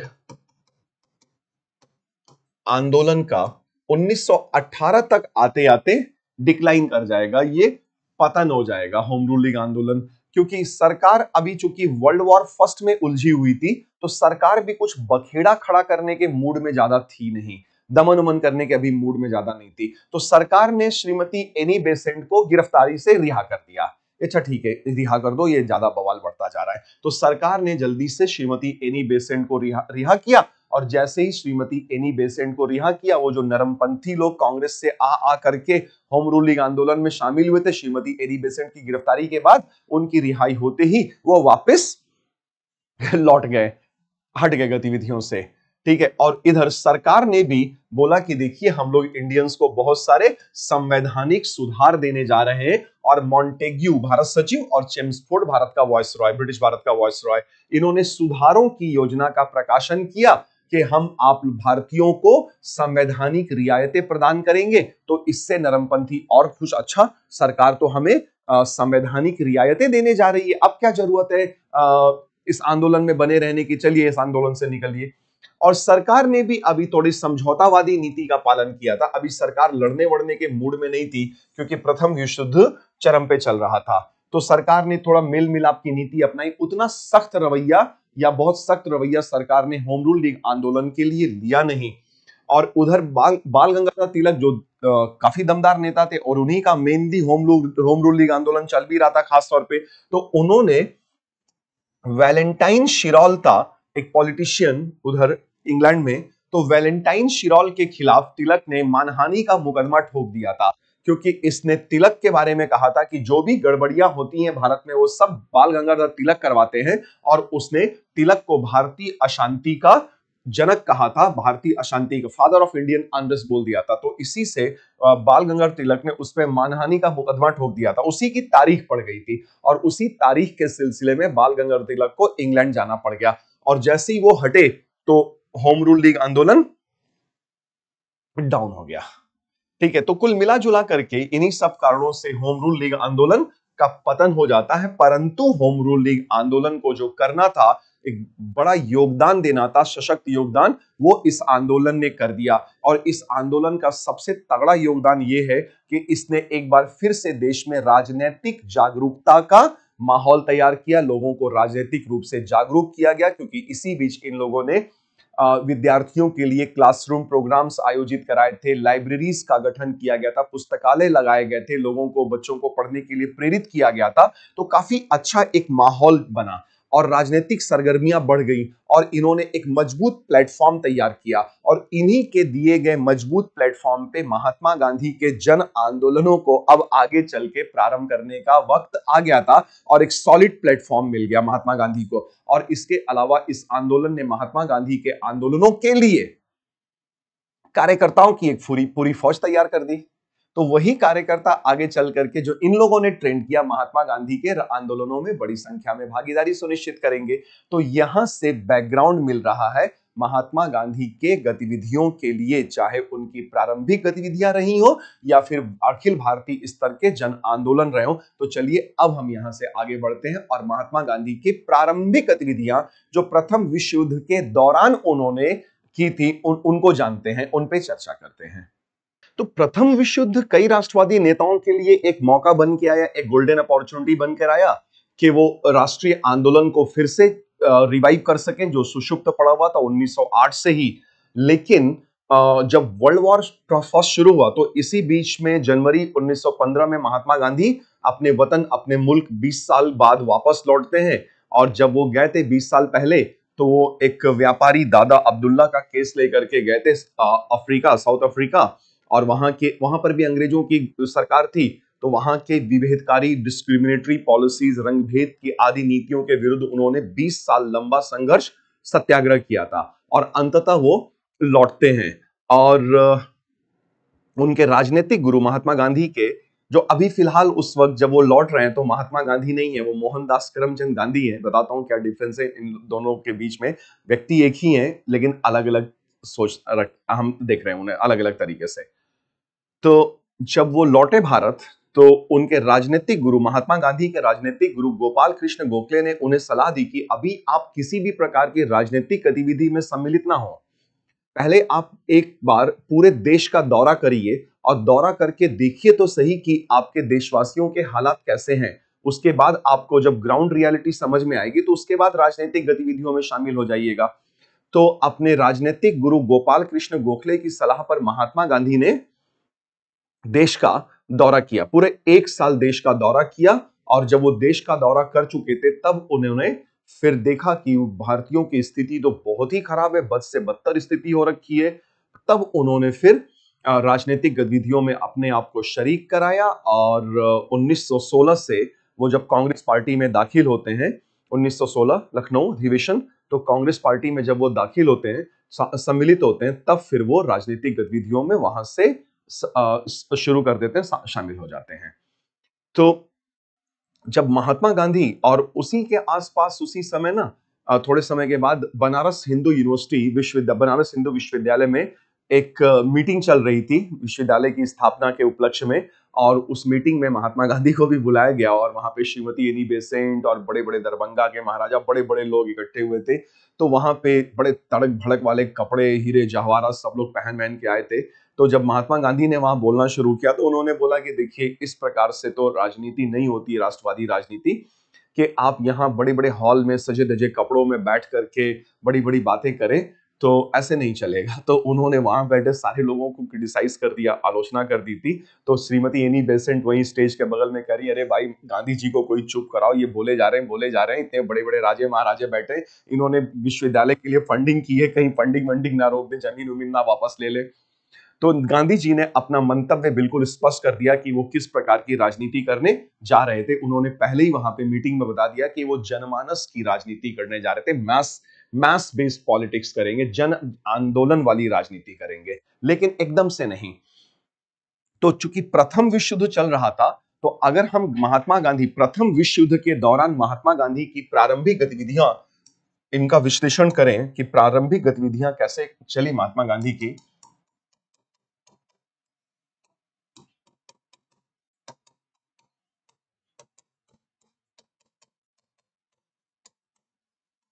प्रारंभिक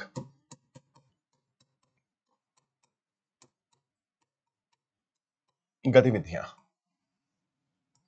ठीक है।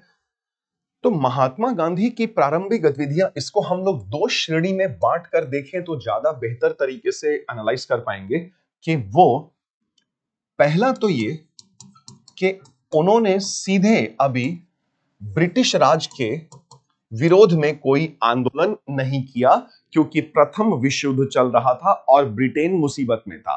तो महात्मा गांधी ने यह बोला कि देखिए, हम अभी कोई आंदोलन अंग्रेजी राज के खिलाफ नहीं चलाने जा रहे हैं।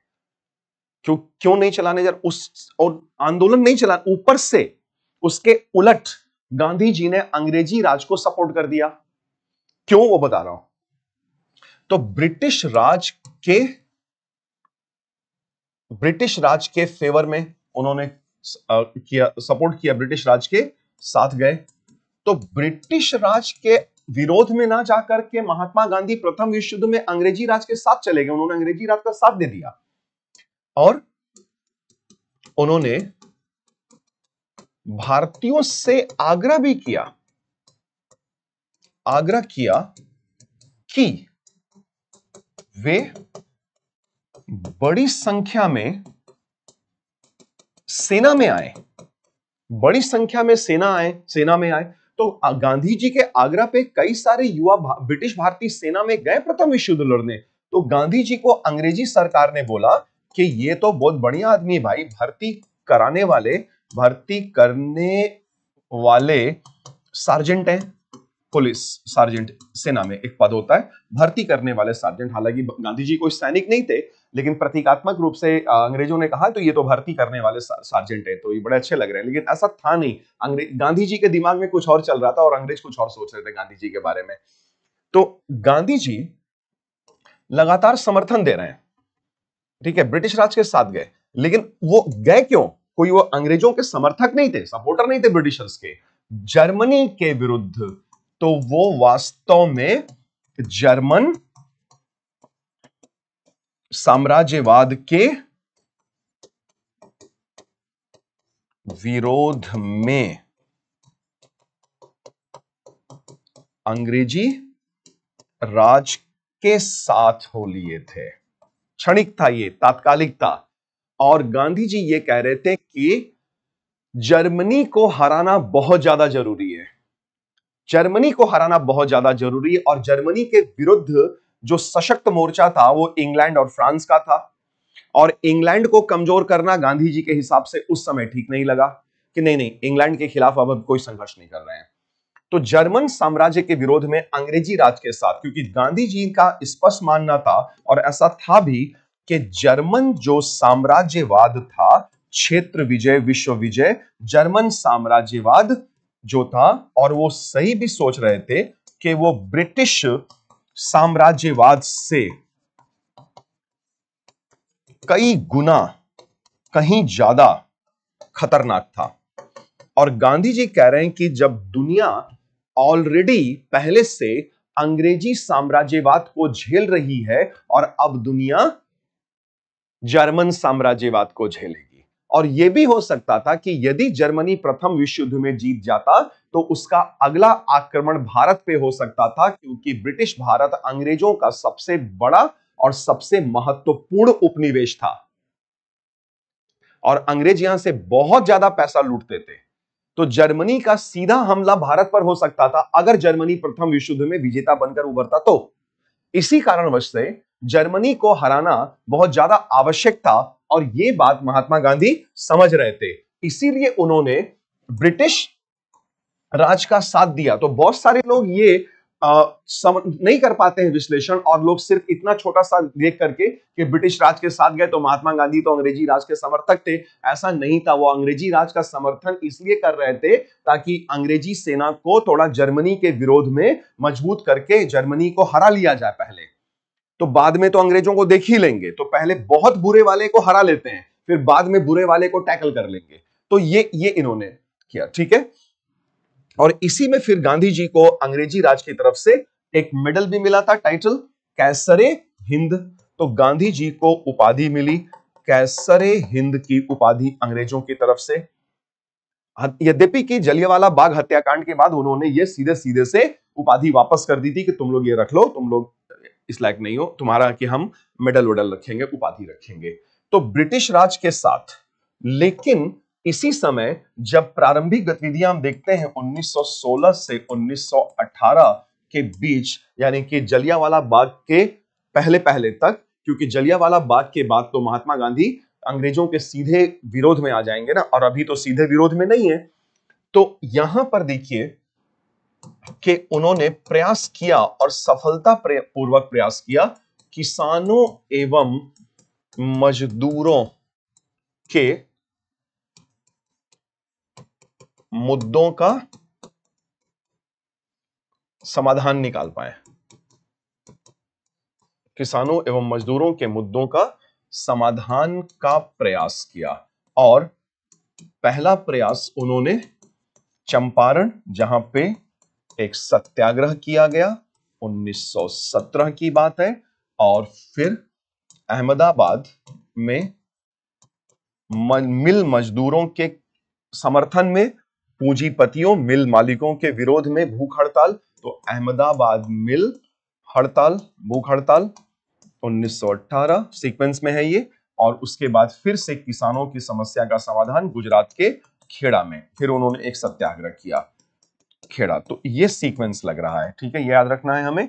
1918 चंपारण, अहमदाबाद, खेड़ा, और उसके बाद फिर जलियांवाला बाग हत्याकांड, फिर उसके बाद असहयोग आंदोलन आ जाएगा, ठीक है। तो अब इसमें से पहला और तीसरा, किसानों के समस्याओं का समाधान निकाला उन्होंने, और दूसरा मजदूरों के समस्याओं का समाधान निकाला, ठीक है। तो ये तीन गतिविधियां जो महात्मा गांधी की हैं, इन्हें हम काउंट कर रहे हैं महात्मा गांधी के प्रारंभिक गतिविधियों में, जो उन्होंने 1917 और 1918 में किए थे। चंपारण में, Champaran is in Bihar, Ahmedabad and Kheda, these two places are in Gujarat, ठीक। अब इस पे थोड़ा विस्तृत अध्ययन करते हैं, थोड़ी ज्यादा चर्चा करते हैं कि ये चल क्या रहा था यहां पे।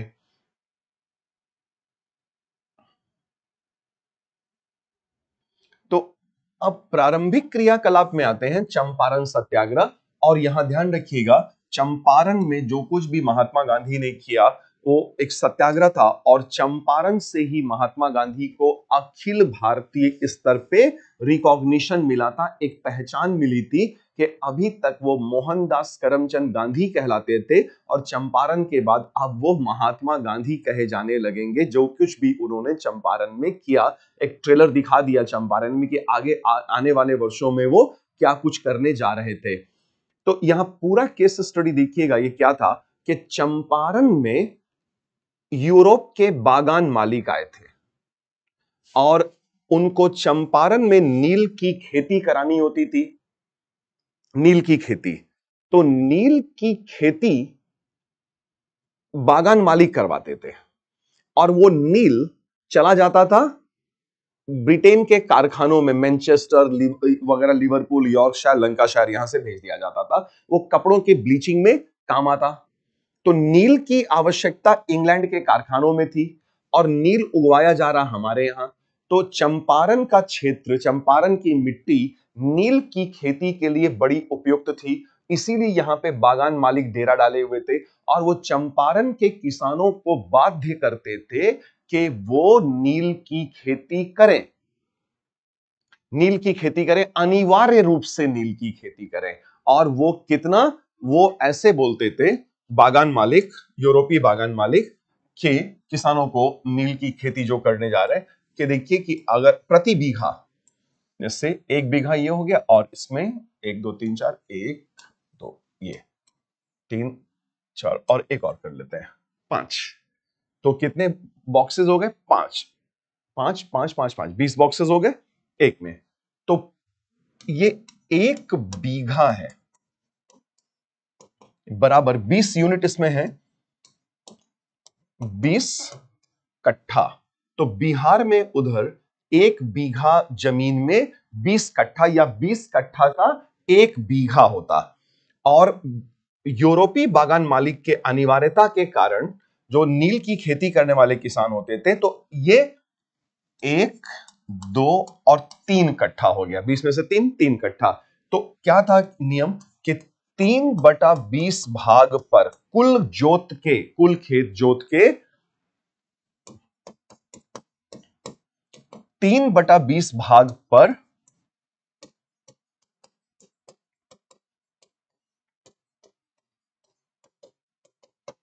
अनिवार्य रूप से नील की खेती करनी होती थी, अनिवार्य रूप से नील की खेती करनी होती थी।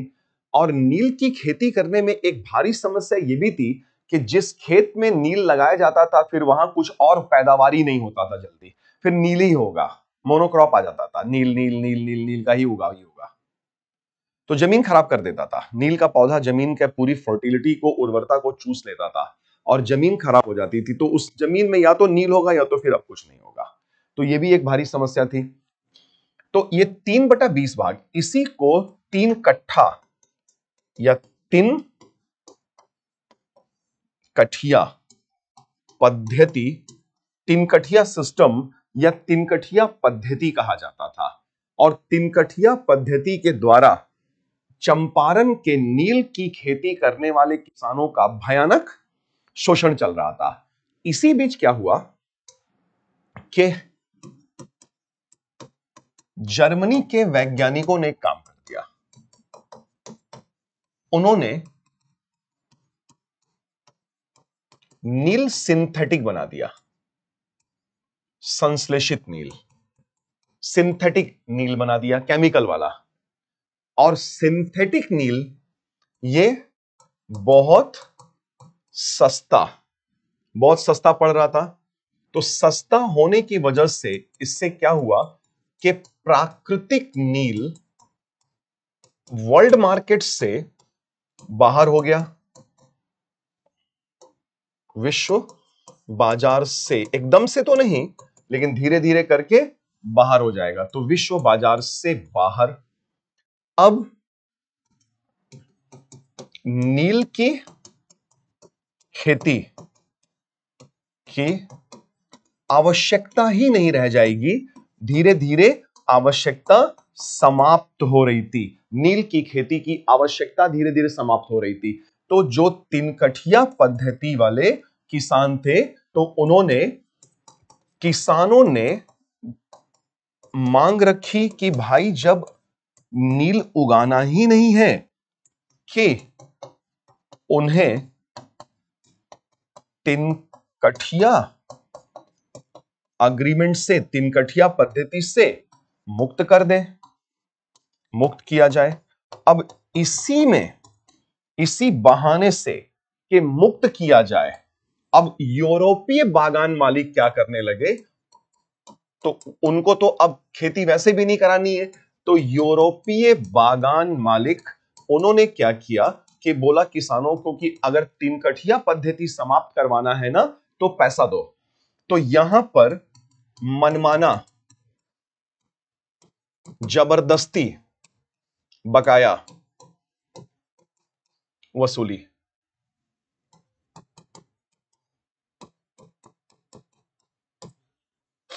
मनमाना बकाया वसूली होने लगी। जबरदस्ती इतना बकाया उतना बकाया, ये पैसा दो इतना पैसा दो, तब जाके तीन कटिया पद्धति से छोड़ेंगे, और किसान भारी मुसीबत में आ गए। तो ये समस्या थी। अब इस समस्या का समाधान कैसे निकला? इस समस्या का समाधान इस तरह से निकला कि चंपारण के एक स्थानीय व्यक्ति राजकुमार शुक्ल, डाक टिकट जारी किया उनपे। राजकुमार शुक्ल ने गांधी जी से मुलाकात की वहीं लखनऊ अधिवेशन में, 1916 दिसंबर में जो लखनऊ अधिवेशन हुआ वही मुलाकात करते हैं। एक साल से वो ढूंढ रहे थे बेचारे गांधी जी से मुलाकात हो जाए, तो अंततः उन्हें गांधी जी से मिलने का अवसर मिला लखनऊ में। तो उन्होंने गांधी से मुलाकात किया, सारी परिस्थितियां बताई और आग्रह किया कि कृपया चंपारण चल चलिए एक बार, और चंपारण चल के देख लीजिए कि वहां पे किसानों, नील की खेती वाले किसानों की हालात कितने बद से बदतर होते जा रहे हैं, और आप कुछ करिए उनके लिए। तो महात्मा गांधी बोले ठीक है, तैयार हो गए महात्मा गांधी, और फिर महात्मा गांधी चंपारण पहुंचे।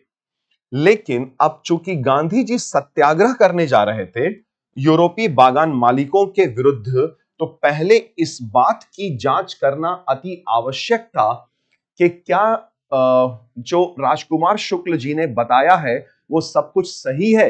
क्योंकि अगर मान लीजिए वो झूठ हुआ और गांधी जी सत्याग्रह कर दिए तो सत्याग्रह रह नहीं जाएगा, तो झूठाग्रह हो जाएगा।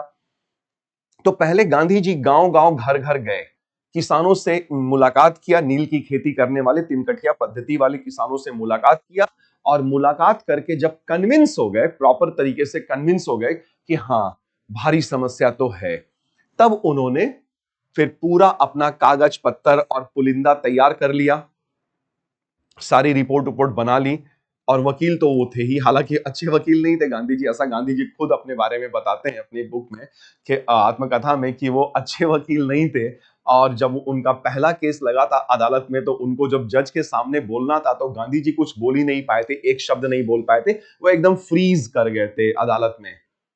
तो अच्छे वकील तो गांधी जी निश्चित तौर पे नहीं थे, ऐसा खुद गांधी जी ने ही बताया है, मैं नहीं कह रहा हूं ऐसा, ठीक है ना। तो गांधी जी बहरहाल चंपारण पहुंचे, और जब जैसे ही वहां पे शिक्षित मध्यम वर्गीय भारतीय लोगों को पता चला कि गांधी जी चंपारण आए हुए हैं, तो पटना से विशेषकर जो शिक्षित मध्यम वर्गीय भारतीय लोग थे वो जल्दी जल्दी चंपारण पहुंचने लगे, और वहां पे पहुंचे राजेंद्र प्रसाद, जो आगे चल करके भारत गणराज्य के प्रथम राष्ट्रपति बनने वाले थे।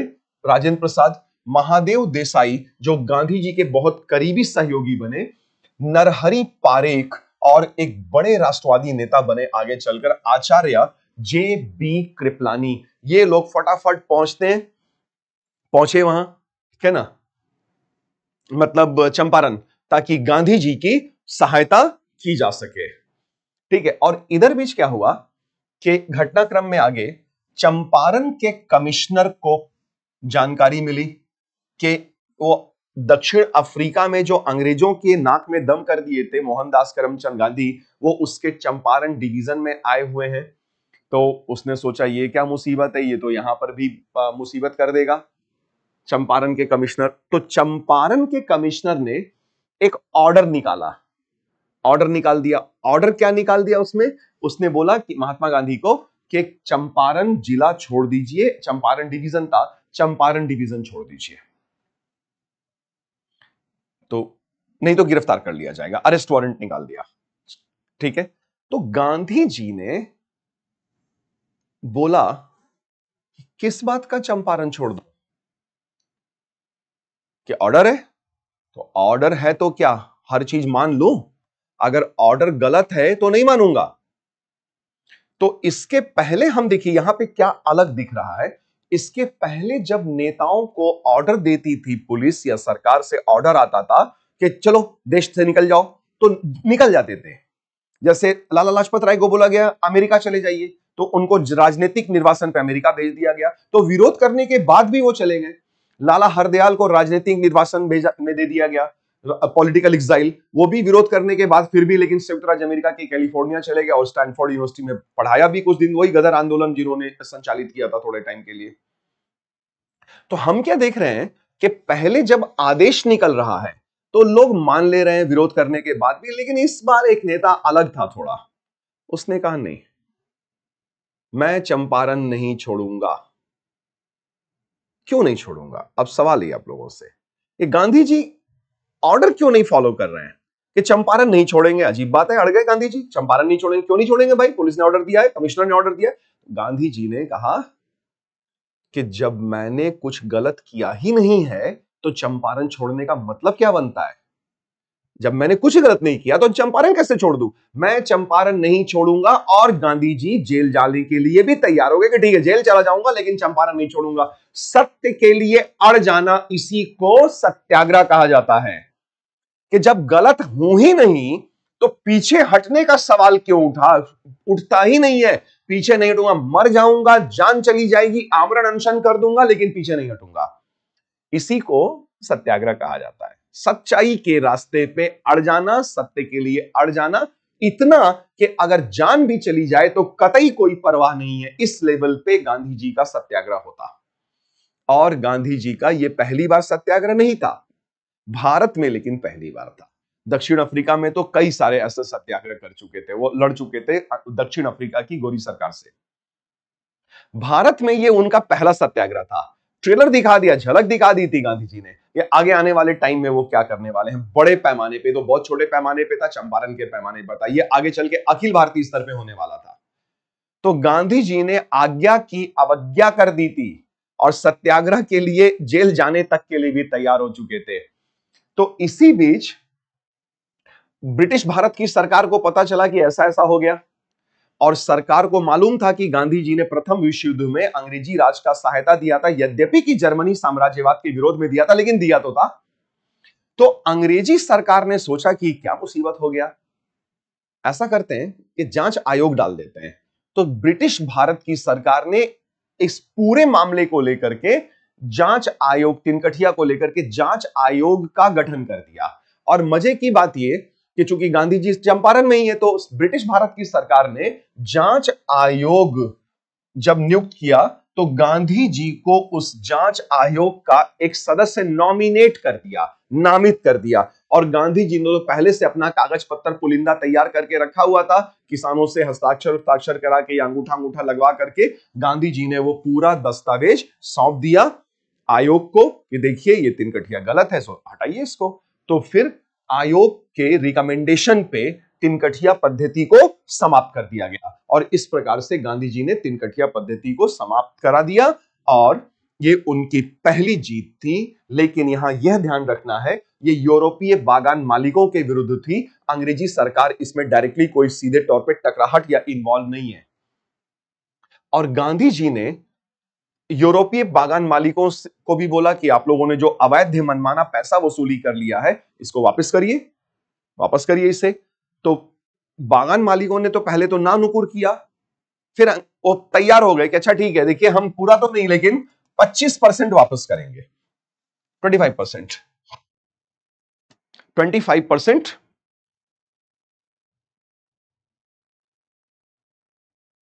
25% वापस करेंगे। तो 25% पे अग्री कर गए। क्यों? फिर सवाल, क्यों 25% पे महात्मा गांधी अग्री कर गए? क्यों 25% पे महात्मा गांधी अग्री कर गए? वो उनको 100% पे अग्री करना चाहिए था, अड़ना चाहिए था। इसका जवाब ये होता है कि देखिए सत्याग्रह ना बदले की भावना से नहीं चलता है। सत्याग्रह में एक और बड़ी बात होती है कि सामने वाला जो शोषक है या दुश्मन है, उसके मन को भी बदलना होता है कि गेट वेल सून मामू, तुम बीमार हो यार मानसिक रूप से, कृपया ठीक हो जाओ, लो ये गुलाब ले लो। तो इसी को बोलते हैं प्रतीकात्मक रूप से कि कोई एक झापड़ मारे तो दूसरा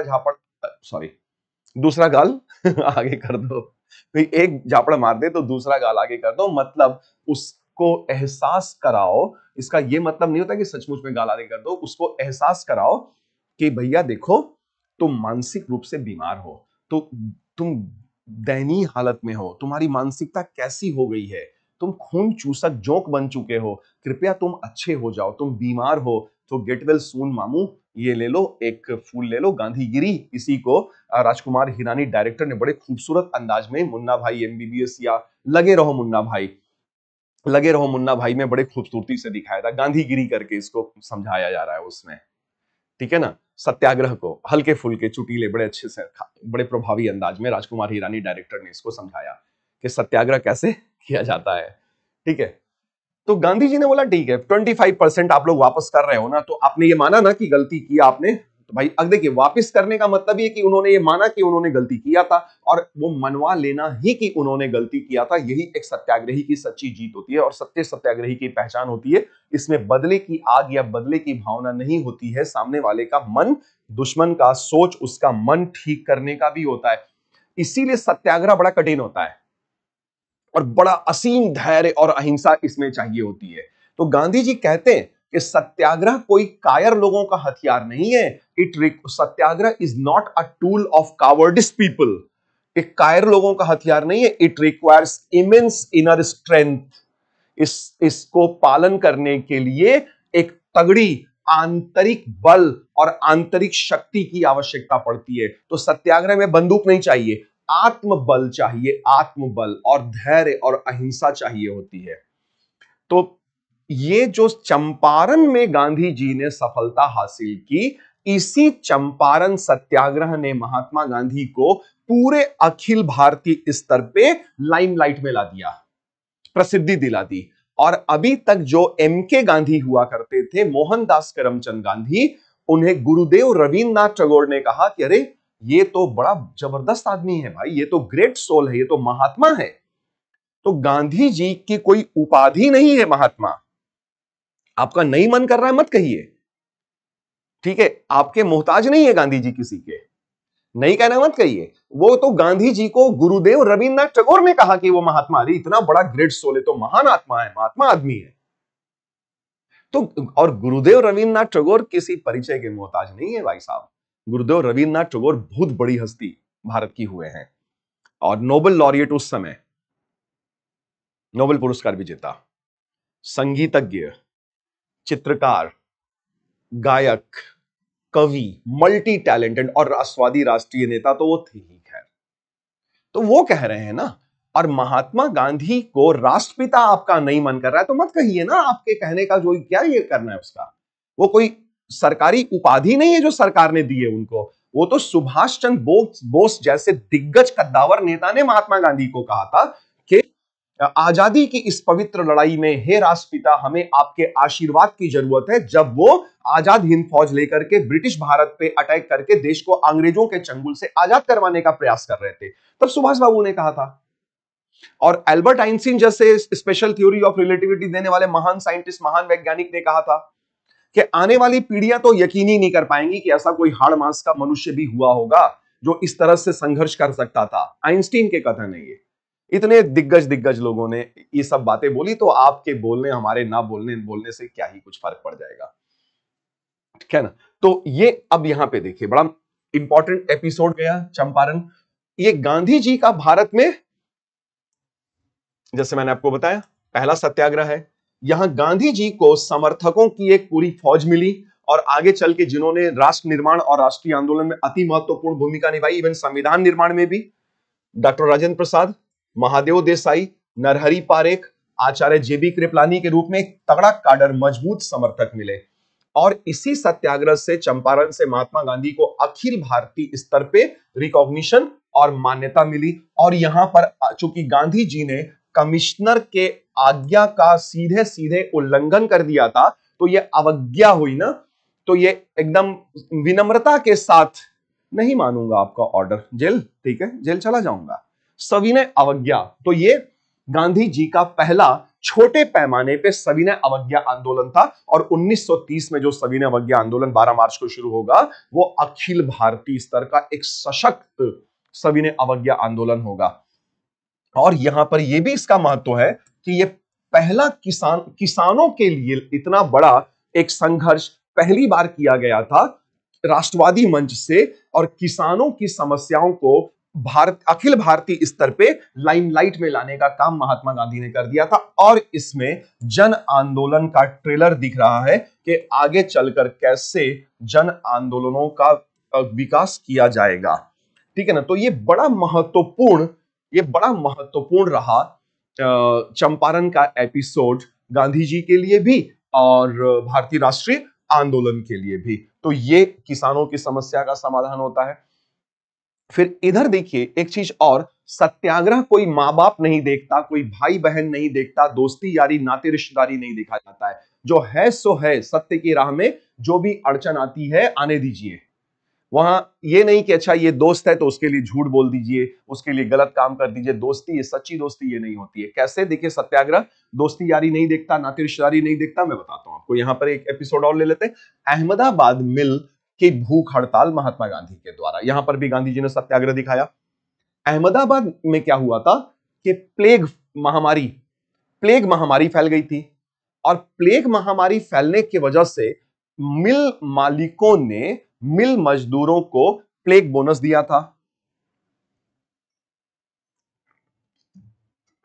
प्लेग बोनस दिया था कि दवा ववा खरीद लीजिएगा, दवा दारू नहीं, दवा ववा खरीद लीजिएगा। तो ठीक था, अच्छा काम किया। लेकिन प्लेग महामारी जब खत्म हो गई तो मिल मालिकों ने कहा देखिए मजदूरों को कि देखिए अब वो जो प्लेग बोनस था अब हम आगे नहीं देंगे आप लोगों को, अब ये डिसकंटिन्यू कर दिया जाएगा। तो मिल मजदूरों ने कहा हुजूर माई बाप, प्रथम विश्व युद्ध के कारण महंगाई की दर 7वें आसमान पे चली गई है, इन्फ्लेशन बहुत, रेट ऑफ इन्फ्लेशन बहुत ज्यादा हो चुका है, तो हमारी वास्तविक क्रय क्षमता, रियल परचेजिंग पावर डिप कर गई है, और हम अब उतना सामान नहीं खरीद पा रहे हैं उतने मजदूरी में जितना कि हम पहले खरीद पाते थे, क्योंकि वस्तुओं के दाम 7वें आसमान पे पहुंच चुके हैं। तो कृपया माई बाप वो जो बोनस है उसको जारी रखिए ना। मिल मालिकों ने कहा नहीं नहीं, ओनस बोनस अब कोई जारी नहीं होगा, हम लोग खत्म कर रहे हैं बोनस। इसी बात को महात्मा गांधी तक पहुंचाया गया, और ये महात्मा गांधी का तो अपना एरिया अहमदाबाद, वहां पे तो उनका साबरमती आश्रम। अब गांधी जी का अपने क्षेत्र का मामला, तो गांधी जी भाग के आए, भाई ये क्या माजरा हो गया। तो उन्होंने सारा स्टडी किया क्या कुछ है, तो ये ठीक है कि गांधी जी ने बोला कि भाई देखिए मिल मजदूर अपनी जगह सही है, क्योंकि महंगाई की दर 7वें आसमान पे है, उनका घर नहीं चल पा रहा है, खर्चा वर्चा नहीं चल पा रहा है, तो प्लेग बोनस जारी रखा जाए। और मजे की बात यह है कि मिल मालिक जो लोग थे, तो मिल मालिकों में गांधी जी के एक दोस्त भी थे, और वो थे अंबालाल साराभाई। क्या साराभाई? अंबालाल साराभाई, ये गांधी जी के मित्र थे, ठीक है, लेकिन मित्रता अपनी जगह और सत्याग्रह अपनी जगह। गांधी जी ने अपने मित्र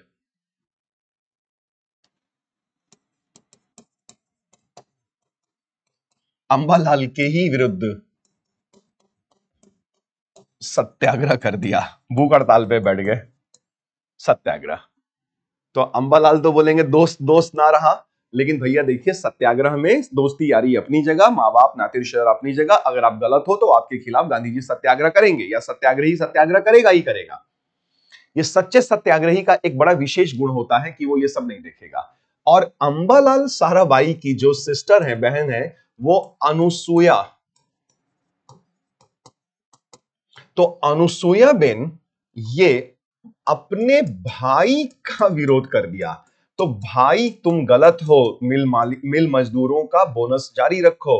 तो भाई के विरुद्ध सत्याग्रह में गांधी जी का साथ दिया उन्होंने, गांधी जी का साथ। तो अनुसुया बेन ने यह दिखाया कि सत्याग्रह भाई बहन नहीं देखेगा, नाते रिश्तेदारी नहीं देखता है, जो गलत है सो गलत है। तो अब मिल मालिकों पे दबाव पड़ा, तो मिल मालिकों ने, गांधी जी ने मीटिंग किया, मिल मालिकों ने कहा कि ऐसा है कि कुछ देखो, बीच का रास्ता निकालो, हमारी भी इज्जत बची रहे और सबका काम हो जाए। तो गांधी जी ने बोला ठीक है, ऐसा करते हैं कि बोनस तुम लोग वापस ले लो। तो प्लेग बोनस वापस ले लो, लेकिन ऐसा करो कि मजदूरों का भी काम चल जाए।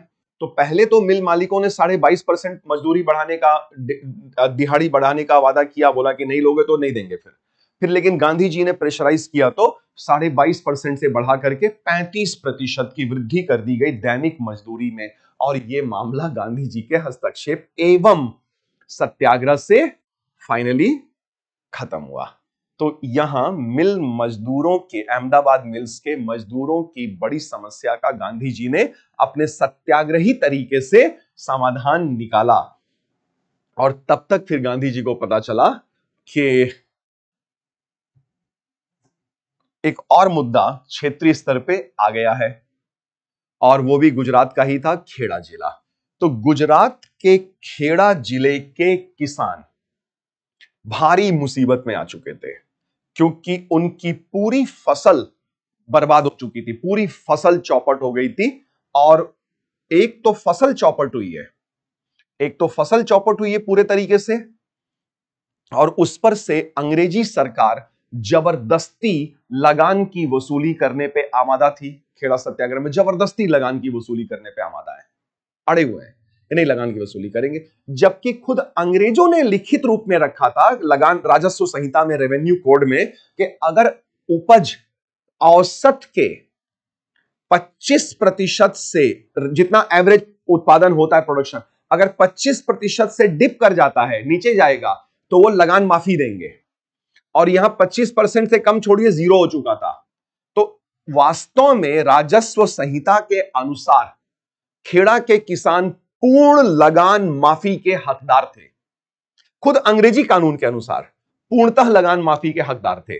और जब उन्होंने बोला अंग्रेजी सरकार को, राजस्व अधिकारियों को, कि फसल पूरी चौपट हो चुकी, अन्न का एक दाना नहीं हुआ है, अन्न का एक दाना नहीं हुआ है, कैसे लगान देंगे?